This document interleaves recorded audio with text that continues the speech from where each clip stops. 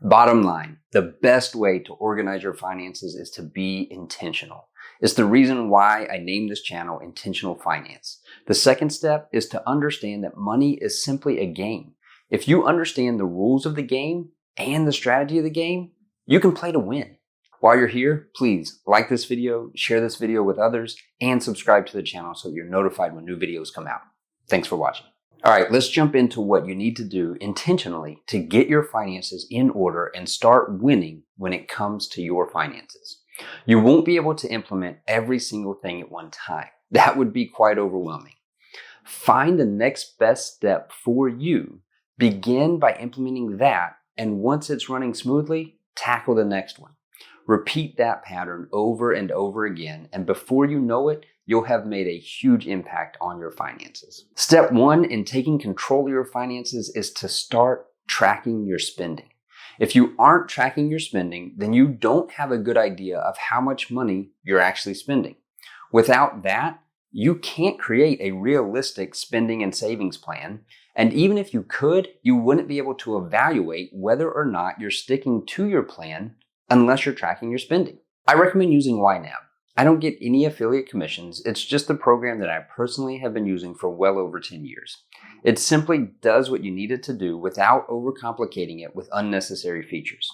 Second, you want to create an intentional spending and savings plan. You might call that a budget, but words matter, and budget seems to have a negative connotation. All we're doing is being intentional with where we want our money to go. Most people are just winging it. And that's the main reason why they aren't getting ahead financially. You have a plan to progress in your career. You have a plan to exercise and get healthy. You need a financial plan as well. Now, this plan, it doesn't rule you. You are in control of it. Change it when you want to.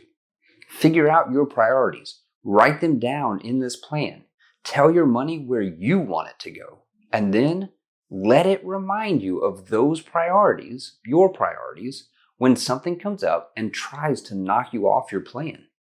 This is the secret, that isn't a secret, that is the difference between those who are truly winning and those who aren't when it comes to personal finances. Third, make sure you're paying your bills on time. Late fees and interest are expenses that are 100% avoidable. If you're struggling to make ends meet, okay, that's a different topic. But if you're incurring expenses simply because you're not organized, that is 100% avoidable. Figure out a system that works for you. Auto pay whatever you can. I set up all auto pay bills on a credit card.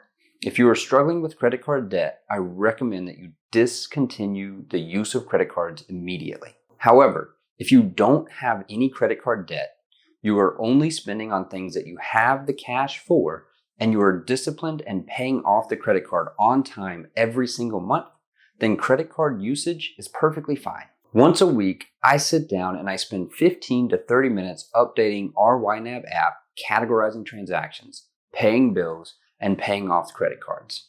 If we're out of town, I just catch up the next weekend. By doing this once a week, I ensure that I never miss anything.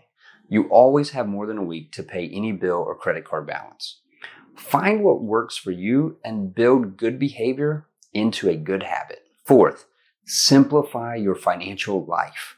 Most people think the key to winning this game is overly complex systems or figuring out some secret tax strategy that the rich use.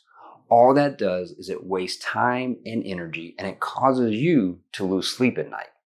For taxes, do the time-tested, proven, boring strategies. Put money into your 401k at work. Open a Roth or traditional IRA account. Utilize your health savings account if you qualify. Keep excellent records so that you don't miss or forget anything when it's tax time. As for your personal finances, one checking account and one savings account is all you need. Now, you may also have the Roth or traditional IRA account to put money into for retirement. If you qualify, you may also have a health savings account. If you have no debt and you're disciplined, open one credit card account. As you start to save more money and have mid to long-term savings goals outside of retirement, open one brokerage account. That's all that 95% of people need. Keep it simple and manageable. Adopt a framework, a plan, or a map to always know where you stand and what your next step is. Dave Ramsey has the 7 baby steps. The Money Guy Show has the financial order of operations. I like both of those, and you would win with your money if you follow either of them. However, I have my own preferences, and I have my own spin for a money map. I may need a clever name like those other guys have. Hey, why don't you help me out in the comments and put a name for this below?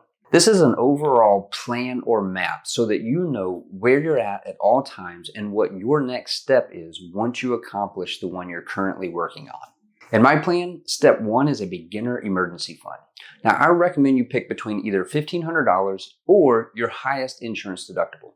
I like $1,500 because there is something mentally rewarding about it being more than $1,000. Even if something pops up and takes $450 away, you're still at $1,050. Whereas if the emergency fund was only $1,000, you'd be down to $550.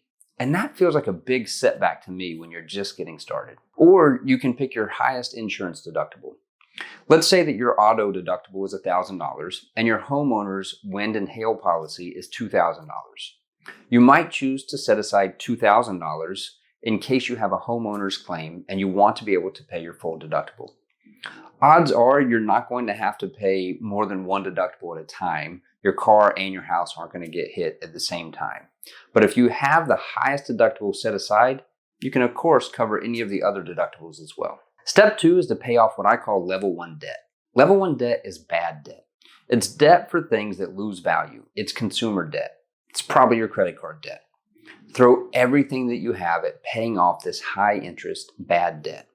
Now, I like how Ramsey does this part. Start with the lowest balance and get it paid off. That gives your brain a win that it needs to be energized and motivated and to stick with the plan. Again, this is credit card debt as the top priority. Second priority is student loans, if the interest rate is 4% or higher. Third priority is vehicle debt. At this stage, I'm not saying to pay off your car fully. I want you to pay down the balance of the auto loan so that it is 20 to 40% below the value of the car.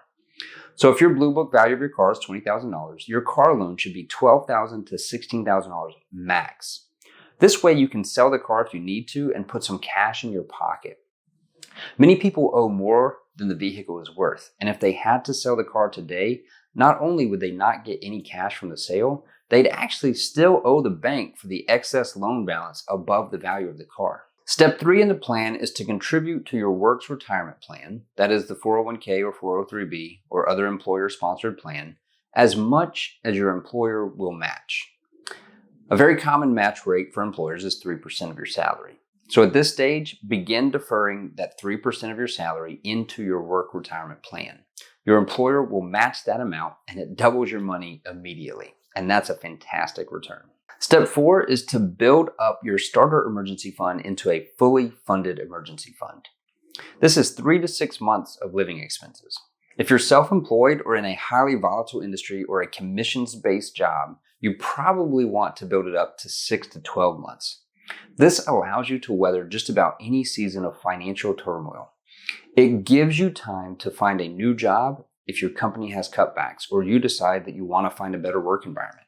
It lets you ride out seasons of low sales if you're commissions-based or self-employed without having to change your lifestyle dramatically. Step 5 is to start saving 10 to 15% for retirement. At this step, you can begin to max out your retirement account if you want, but the minimum that I'm going to recommend here is 10 to 15%. Most Americans have drastically undersaved for retirement. This creates a significant amount of stress, which causes all sorts of other problems. You know that there's going to come a day when you can no longer trade your labor for wages. Plan now and save up for that day. Step 6 is to eliminate level 2 debt. This is all debt except for your home mortgage. Pay off your car. Pay off any low interest debt that wasn't paid off back in step 2.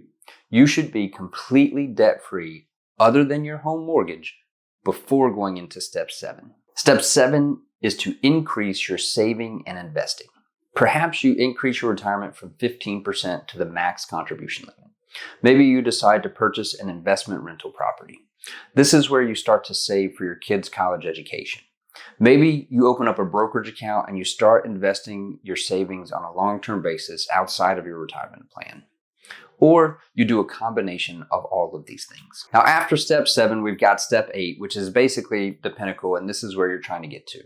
This is where you're completely debt-free and you have reached financial independence. Financial independence means that you no longer have to earn a living from your active labor. You can live off of the income from your investments and savings without running out before you die. Your home is going to be paid off at this point. You want to go into retirement without a mortgage. You want the peace of mind to know that no matter what happens in this crazy world, as long as you pay your property taxes, no one can take your home from you. You will have the security of always having a roof over your head. Follow this plan and you'll start to stack up financial wins, and those will build on each other and your momentum will compound. I hope this video was helpful. I hope that it helps you take control and get your finances organized and start to win when it comes to personal finances. If you thought this video was helpful, please share it with others. Thank you for watching.